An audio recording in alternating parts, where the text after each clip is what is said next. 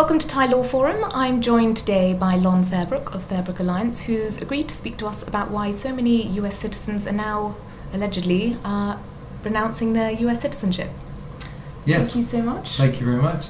Nice to be here. So why are so many people doing this? Well, of course, I can't answer for everyone, but obviously there's a couple issues that are out there today that weren't a few years ago. People are getting very nervous about the financial situation in the U.S. The fact that the government is $19 trillion in debt, I think everybody's aware of that. Everybody's nervous about currency movements. The dollar, is it worth anything? So that's one issue that makes them nervous. They're getting paid in dollars. They're nervous about what's going to happen in dollars. And as many people are encouraged, the fact they would always like to find a way to find lower taxes. We have an organization called Invest Offshore. We're contacted every week by people who think they have a tax strategy for moving outside the U.S., either financially, not themselves, but financially. And then some people are thinking, well, what if I just myself move outside the U.S.? And so I think that just there's more conversation today than ever before because of the problems that the U.S. is having, both politically and financially. Okay, so it's primarily tax-driven. I think it's primarily tax-driven, Yes. and everybody's always concerned about how much they're paying in taxes, particularly if they're not happy with how the government's spending their money. And because the government's spending their money pretty crazily, I think that makes them even more nervous. You know.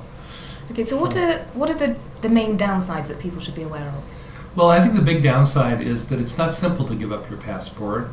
If you're a wealthy person, you have to actually pay tax on everything you have now that's an asset. There's an exit tax, but there's also an initial tax. So if you have assets that you really weren't planning on selling, you actually would have to sell those or pay the tax, the equivalent tax to it. So if you own a $10 million apartment building, you have to pay tax on $10 million if that's the value of that building. So that's the downside. Wealthy people have a bigger downside, and also the fact that when you give up your passport, you're still going to be declared and paying tax for 7 years. So it's really a long-range plan. It might help your children, but effectively for you, it's going to take a while before you're going to be able to see that you are paying less tax. Have you ever come across people who've done this, decided, yes, I want to stop being an American citizen, and then they come to regret it years later? I have come across people, maybe they haven't admitted that they regretted it, but there are people that adapt well to living overseas. I'm thinking of people that have moved to Hong Kong, for example, and adapted well. They've even learned the foreign language. And I think that's the biggest issue for people, is that it is a culture shock. If you're an American, there's only one way of life that's like American. You know, football in America is a ball that's kind of awkward shaped instead of round shaped.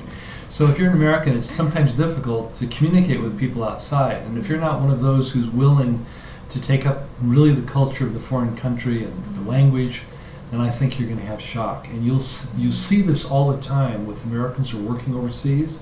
In the old days, I would ask an American, how long have you been overseas working? He'd say, oh, I'm here 2-3 years, and then I'll be going back to the U.S. But now they have permanent assignments. How many of those Americans, let's say the male, for example, have an American wife? Very few, because the wife sometimes has a hard time adjusting. So I think that's the big issue, is that the after effect is the culture of a shock of having now been in a different environment. And that's the downside.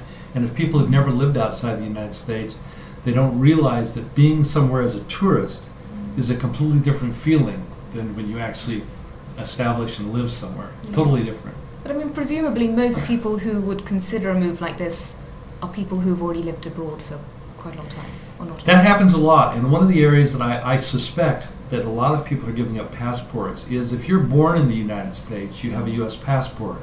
Your parents may be living there as under a foreign diplomacy, or maybe a job with the BMW company who has an office in the United States, and you were born there. Now you're a U.S. passport holder, and your family moved back to your home country. And you, as you grow up, you never lived there, and you don't have a connection. And now all of a sudden, when you start earning money, you find yourself having to report income to the U.S. That doesn't seem very natural to you. So those people would have a real interest in not needing their passport anymore. So that probably is the number of those people. Okay. And so if people decide that this is for them, yes, I want to renounce my passport, what's the process? Is it very complicated? Actually, I've heard that it's very straightforward. It's less complicated if you're not very wealthy. But you just have to go to an attorney who's well versed in this, and you have to make sure that they know everything about your financial situation, that you can prove that you've filed all your taxes in the last 7 years. You have to bring all your previous statements. They make sure you're not hiding anything, and so that they can register your final taxes before you depart. So but it can be done quite simply. It isn't really a stigma. I mean, people sometimes say, "Well, I'll give my U.S. passport. It's some kind of a stigma that'll be stamped on my passport." I don't think that's really the case. Okay. Just in terms of the practicalities, you then have to find somewhere new to live. How do people go about choosing the new place, and how do they go about becoming a citizen of that country? Very good question. There's books and all types of information on finding a job overseas. So if you're at that age, finding a job overseas would be a big issue. Many people that probably consider are retired people. Okay. And so then it's a matter of what beach do I want to live near, or what's the environment like. And so if you go to the websites, even the U.S. even has a website that'll tell you the best retirement places overseas. Where's better? The costs are lower.